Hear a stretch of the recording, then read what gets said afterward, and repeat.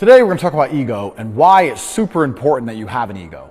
In fact, the biggest worms I've met in my life are people who don't have egos. Now, I think a lot of people get confused with, there's two types of egos. You've got people who have egos who don't deserve it, and you've got people who have egos who have earned it and justified it. Mike Tyson had an ego, he's Mike Tyson. Fat Dork has an ego, he's a fat dork.